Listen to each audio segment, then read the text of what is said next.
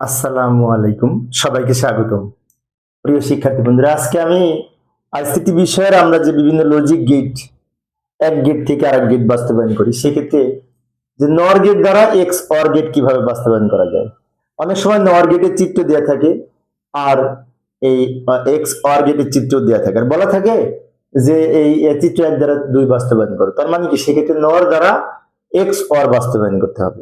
এখন নর গেট হচ্ছে সার্বজনীন লজিক গেট, আর আমরা জানি যে নর গেট এবং ন্যান্ড গেট এই দুইটা যেহেতু সার্বজনীন লজিক গেট, এই দুইটা লজিক গেট দ্বারা মৌলিক গেট সহ যে কোনো লজিক গেট বাস্তবায়ন করা যায়। এখন আমরা বাস্তবায়ন করতে যদি চাই, শুরুটা করতে হবে এক্স অর গেটের সূত্র দিয়ে। এক্স অর গেট সমীকরণটা হচ্ছে এইটা। মনে করি ওয়াই সমান এ এক্স অর বি, এটা হচ্ছে এক্স অর গেটের লজিক ফাংশন বা সমীকরণ, যাই বলি না কেন। এখন এটা কিন্তু যৌগিক উপস্থাপন এক্স অর গেটের। এটার সমতুল্য বিভাজন উপপাদ্য একটা মৌলিক উপস্থাপনা আছে, সেটা হচ্ছে A not B plus A B not.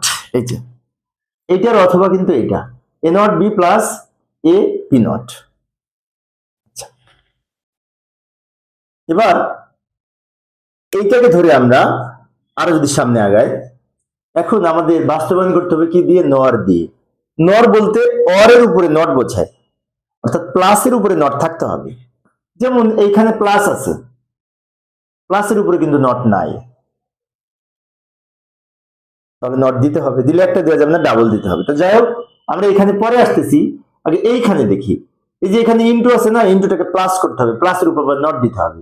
এই দুইটার মাঝখানে এন্ড আছে, ইন্টু আছে, ইন্টুটাকে প্লাস করতে হবে, প্লাসের উপরে নট দিতে হবে। তার মানে আমাদের অতিরিক্ত নট প্রয়োজন হবে। সেক্ষেত্রে আমরা এটা আবার নিচে তুলে নিলাম, এটা আবার এই নিচে তুলে নিলাম। কেন তুলে নিলাম বলছি, লক্ষ্য করি।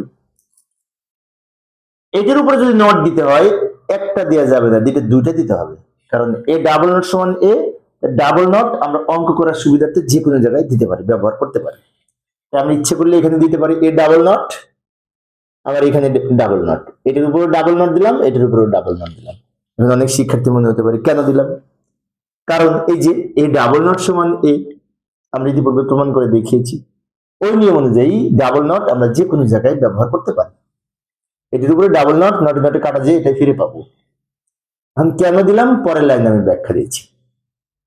এবার এই যে দুইটা নটের মধ্যে নিচে যে নটটা আছে, এই নটটাকে আমরা যদি দুই খণ্ড করি, তাহলে এখানে ইন্টুটা প্লাস হবে ডি মর্গানের দ্বিতীয় উপপাদ্য অনুযায়ী।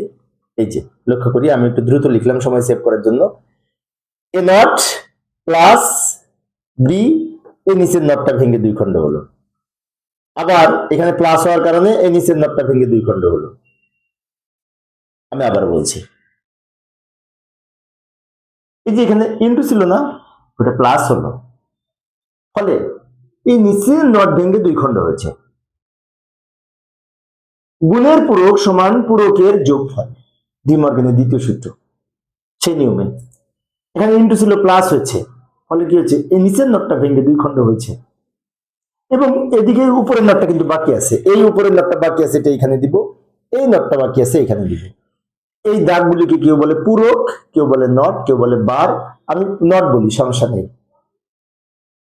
পরের লাইনে আমরা যখন লিখবো তখন ভালো করে লক্ষ্য করি, যেখানে ডাবল নট আছে, ডাবল নটে কাটা যেয়ে কিন্তু এ ফিরে পাবো, আবার এখানে ডাবল নটে কাটা যেয়ে বি ফিরে পাবো। তাহলে কি পাবো? এ প্লাস বি নট তার উপরে not, A not plus B তার উপরে নট, এটা পাবো। তো পরের লাইনে আমরা এটা লিখতে পারি, এই যে এটা লিখলাম, আর এই নটটা এখানে রেখে দিলাম, প্লাস এটা লিখলাম, এই ডাবল নটে কাটা যে বি থাকে, এই নটটা রেখে দিলাম। তার মানে এই লাইনটা এখান থেকে এই জাস্ট ডাবল নট কাটা যে এখানে লিখে দিলাম, এই ডাবল নট কাটা যে হলো যা আছে এখানে লিখে দিয়েছি। এগুলো দ্বারা আমরা নর গেট বাস্তবায়ন করতে পারবো, কিন্তু একটা কথা আছে, এই যে প্লাসটাকে তো অর বলে, এই প্লাসের উপরে তো নট দিতে হবে, তা না হলে তো নর গেট হবে না। কারণ এখানে এখানে অর আছে, এই অরের উপরে আরেকটা নট দিতে হবে। তো অরের উপরে আরেকটা নট যদি দিতে চাই, একটা তো দেওয়া যাবে না, দিলে ডাবল দিতে হবে। এই অরের উপরে নট প্রয়োজন, দুইটা দেওয়া যাবে, একটা দেওয়া যাবে না। সেজন্য আমরা কি করব, নিচে সব যা আছে তুলে নিলাম, যা আছে হুবহু এটা তুলে নিলাম। এই প্লাসের উপরে যদি নট দিতে হয়, পরের উপরে যদি নট দিতে হয়, তো ডাবল দিতে হবে, একটা দেওয়া যাবে না, কারণ এখানে আমরা প্রয়োজনে নট অন্তর্ভুক্ত করতেছি। ডাবল নট অন্তর্ভুক্ত করা যাবে, একটা করা যাবে না। এখন অনেক শিক্ষার্থীর মনে হতে পারে কেন ডাবল নট দিব, কেন? কারণ প্লাসের উপরে নট লাগবে, তা নাহলে নর হবে না। এখন এইটা দিয়ে যদি আমরা লজিক ফাংশন তৈরি করি বা লজিক গেট তৈরি করি এই লজিক ফাংশন থেকে, তাহলে কিন্তু যে প্লাসের উপরে নট, প্লাসের উপরে নট, প্লাসের উপরে নট, প্লাসের উপরে নট, অরের উপরে নট, মানে সবগুলি কিন্তু নর গেট হবে। যাই সমাধানের চেষ্টা করি। এই যে এখন সমাধান করব। তো সমাধান করার সময় এই সূত্রটা আমি এখানে লিখে রাখলাম, এটা দেখে দেখে সমাধান করব। এটা দেখে যদি সমাধান করতে চাই, তাহলে একটা কাজ করি। এ আর বি দুইটি ইনপুট, এ একটা ইনপুট, বি একটা ইনপুট। এ আর বি দুইটি ইনপুট, এ আর বি যদি ইনপুট হয়, এই প্রথমটা কি বলেছে এ, তো এই লাইনটা এ। আচ্ছা, বি নটটা আগে এঁকে দিই, বি নট। বি নট এইভাবে আমরা অঙ্কন করব নরের মাধ্যমে। এটা হচ্ছে বি নট, এটা বি নট লিখতে পারি। ভালো করে লক্ষ্য করি। এখন অনেক শিক্ষার্থীর মনে হতে পারে বি নট আমি এইভাবে অঙ্কন করব কেন? বি নট তো আমি নট যুক্ত করে একটা আউটপুট তো বেরিয়ে করতে পারি, একটা ইনপুট একটা আউটপুট, বাম দিকে বি, ডান দিকে বি নট, নট গেট তো এইভাবে দেখি। কিন্তু একটা কথা আছে, নট গেটকে যদি নরের মাধ্যমে উপস্থাপন করি, তাহলে এইভাবে এইরকম চিত্র হবে। এটা কেন হলো? এটাও বি, এটাও বি, দুইটা বি যোগ করে একটা বি হবে, দুইটা বি যোগ করে একটা বি হয়েছে, সে বি এর উপরে নট পড়েছে, তাহলে এটা বলতে পারি কিন্তু বি নট। আচ্ছা, এবার এটার সাথে এ যুক্ত হবে, এটার সাথে কি যুক্ত হবে? এ। তাহলে এই যে এ আর বি নট দুইটা মিলে যোগ হচ্ছে, যোগের জন্য আবার অর গেট, অরের উপরে আবার এই যে নট বসেছে, এই নট, এই যে লাইনটা বের হলো এটা কিন্তু এইটা এ প্লাস বি নট, এটা যে বি নট, তার উপরে নট, তার উপরে নট। এবার এটা আঁকবো, আমাদের ছোট থেকে শুরু করতে হবে।